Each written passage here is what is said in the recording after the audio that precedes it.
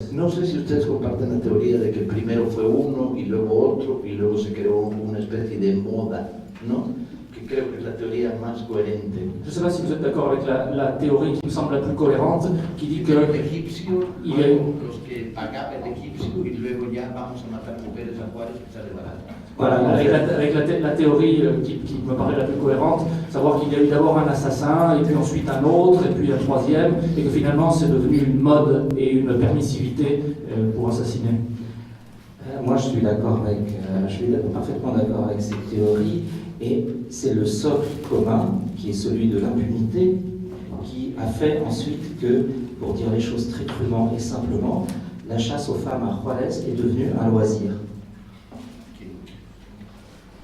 Et un crime impuni appelle un autre crime impuni. Enfin, voilà.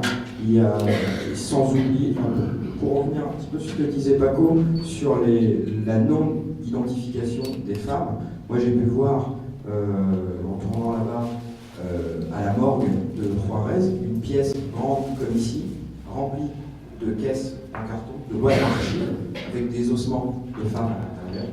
Et c'était féminin non identifié, féminin non identifié, féminin non identifié, et il y en avait, c'était une pièce comme ça remplie. Il faut savoir, comment l'impunité fonctionne et pourquoi il n'y a pas eu d'enquête. Par exemple, très souvent, les corps des femmes qui étaient retrouvées, les conclusions de la police, c'était règlement de compte, c'était une prostituée. Quel est l'élément sur lequel la police se base pour dire que cette femme assassinée est une prostituée? Elle porte du rouge à ongles. Ou une mini-jupe. Voilà. Je me souviens très bien du témoignage d'une femme médecin qui vivait dans un quartier à Juárez. On a mis très très longtemps à pouvoir la rencontrer, à l'interviewer, parce qu'elle vivait recluse chez elle, absolument terrorisée, dans la peur totale de témoigner. Un jour, un soir, elle était chez elle, un samedi, elle a entendu une femme hurler dans un terrain vague à côté. Évidemment, elle vivait seule, il n'y avait pas d'homme à la maison, elle avait très peur. Elle a appelé la police. Donc la police, elle a dit, il y a une femme dans le terrain vague à côté de chez moi qui crie, elle est victime d'une agression, venez. Et les cris ont continué.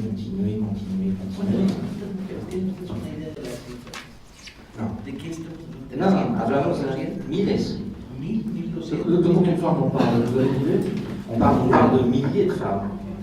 Et donc, pour continuer à vous dire cette histoire, et ça donne une idée très exacte, au bout d'un moment, comme cette femme hurlait toujours, la femme médecin a rappelé la police.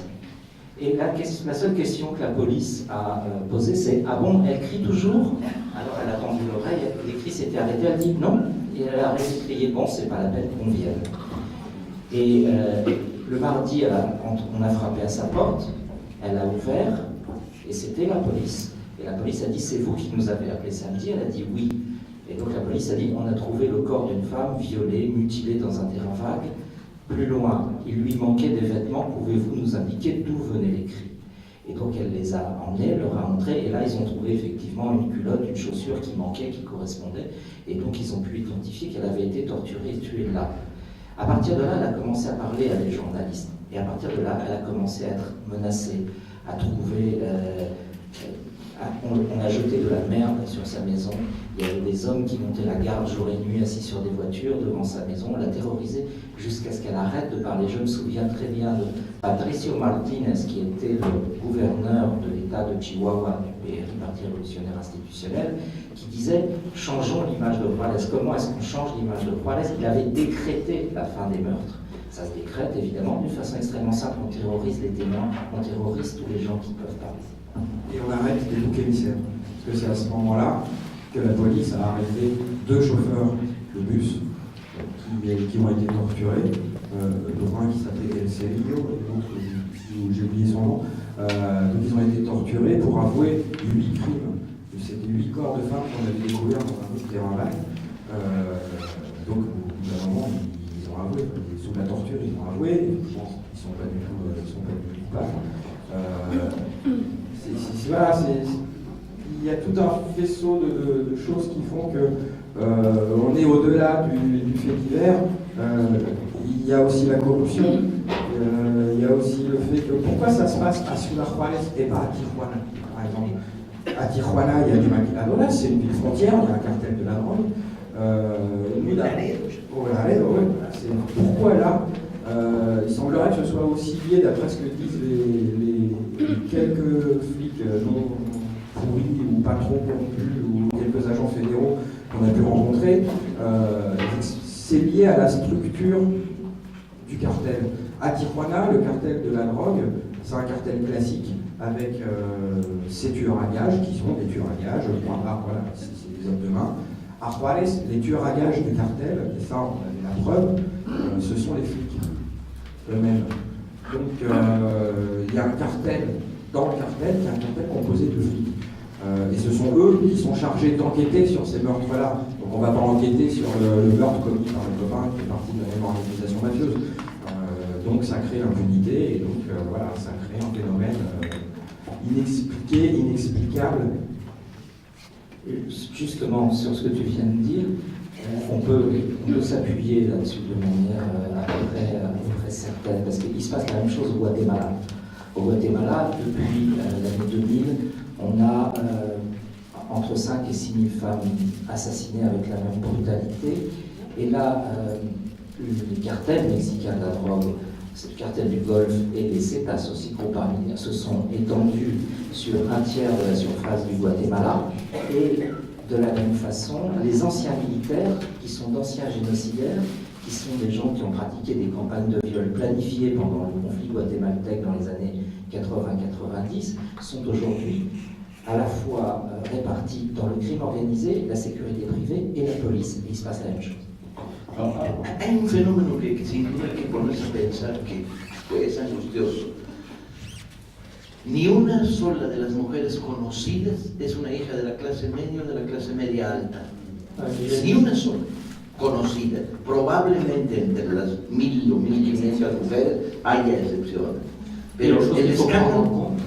Il y a une chose qu'il faut prendre en compte et qui est terrible, c'est que parmi les victimes, il n'y en a pas une seule qui fasse partie de la classe moyenne ou de la classe supérieure. Aucune. Estás hablando de obreras industriales, la mayoría de los casos sueltas, solteras, que viven en soledad, sin marido, sin familia, sin estructura familiar. Il s'agit presque uniquement d'ouvrières du secteur industriel qui vivent seules, qui ne sont pas mariées, qui n'ont pas de famille. Y estás hablando además de mujeres vinculadas al bajo mundo de Juárez, prostitutas, camareras de cafés y bares nocturnos, etcétera, etcétera, que trabajan en el submundo del entretenimiento duro de la frontera. Et dans beaucoup de cas, des femmes liées d'une façon ou d'une autre au monde interlope de Ciudad Juárez, des prostituées, des serveuses de bar, enfin des femmes qui travaillent souvent la nuit. Una sola hija de la oligarquía que hubiera muerto y todo hubiera cambiado. Si une seule jeune fille venue d'un milieu supérieur, de l'oligarchie, était morte, ça aurait changé absolument tout. En fait, plus que des crimes sexistes, pour moi, ce sont des crimes de classe. De la classe pauvre. Voilà. Une petite anecdote, quand j'étais en reportage là-bas, un jour, on nous appelle, un mot contact chez les flics nous appelle, il dit, il y a une fille qui a disparu. D'accord. L'armée est arrivée, des hélicoptères partout, la police partout, et en fait, c'était la fille d'un notable de la ville, d'un des propriétaires d'une des maquiladoras. Ils l'ont retrouvée en 1 heure. Il se trouvait que la fille était déprimée, qu'elle était enfermée dans une chambre d'hôtel. Voilà. Et donc, s'ils le font pour une fille de notable, pourquoi ils ne le font pas pour les ouvrières ou les employés de maison? Voilà. C'est pas seulement. Hay que decir que mis colegas son serios. Mis colegas franceses son serios. No se lo contaron, estuvieron ahí. Mes collègues français sont des gens sérieux, hein, on ne leur a pas raconté, ils sont allés là-bas sur place. Y algunos tuve que darles indicaciones como a Cruz para que fuera con cuidado porque se lanzaba de cabeza. Et à certains comme un groupe, il a fallu que je leur donne des indications pour qu'ils ne fassent pas n'importe quoi et qu'ils ne courent pas trop de risques. Une chose très importante, c'est pas seulement des meurtres de classe, mais il y a aussi un élément fondamental dans ces meurtres. Ces femmes sont des ouvrières. Pour la première fois depuis très longtemps, elles sortent de la maison, elles sortent du foyer, elles sont souvent seules, comme Paco l'a dit, et ces femmes deviennent des chefs de famille. Elles s'émancipent du pouvoir des hommes dans une ville où les hommes n'ont pas de travail et où les hommes dépendent, pour un certain nombre d'entre eux, ceux qui ne sont pas avec le cartel, du travail des femmes. Et c'est comme si c'était également un message de violence, un message de mort adressé à ces femmes qui s'émancipent par la société des hommes. Et ça, c'est une dimension, à mon avis, extrêmement importante. On va continuer un peu tout ça, mais je voulais juste vous demander avant un peu, si j'ai pas eu l'occasion de poser une deuxième question, c'est pourquoi vous vous êtes intéressé à ça et pourquoi vous l'avez traité de la façon dont vous l'avez traité, c'est-à-dire Jean-Marc par le dessin et le carnet de voyage, Marc par le film et l'écrit, et puis Patrick, qui est photographe, a décidé, lui, de le traiter par le roman. Donc j'aimerais vous demander à chacun, on va commencer par Jean-Marc qui, pour l'instant, dessine beaucoup.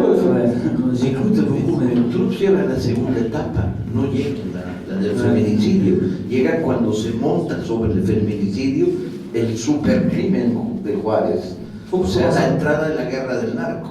Fuchs commence à s'intéresser au phénomène, pas dans la première phase, au moment du féminicide, mais dans la deuxième phase, quand se greffe par-dessus la guerre du narco. C'est ce que je voulais préciser, c'est qu'en fait, depuis cette histoire de féminicide, ça monte et ça monte et ça monte. Il y a toujours de plus en plus de meurtres, en fait. Nous, quand on y était, il y avait 10 morts ou 15 morts par jour, et ça continue, et ça monte et ça monte. Et le mois d'octobre, ils battent le record du mois de septembre, qui battent le record du mois. Et ça continue, et ça continue, et ça continue. Il y a quand même un élément important aussi dans cette nouvelle configuration, comme ça, de montée en puissance des meurtres et de la violence, c'est quand même le côté politique, quoi. Il ne faut pas oublier que Calderón est arrivé au pouvoir en 2007. Et lui, il a déclaré la guerre aux narcos, en fait. Donc il a changé le jeu, en fait. Il a envoyé l'armée dans cette ville qui se démerdait un peu entre narcos, entre flics et trucs. Il a amené une autre force militaire, un autre truc, et là, ça a changé encore la donne. Et le résultat du truc, c'est que ça monte, ça monte, ça monte. Et encore, et encore.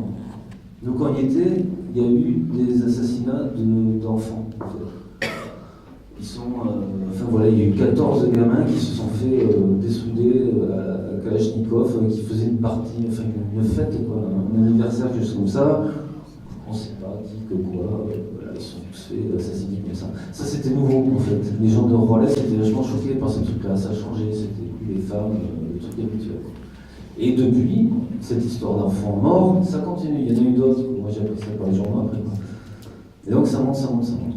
Alors jusqu'où ça va monter, grande question, peut-être jusqu'aux prochaines élections. Mais en tout cas, il y a quelque chose de politique quand même qui est derrière. Il y a quand même une façon de régler le truc. Voilà. C'était une précision.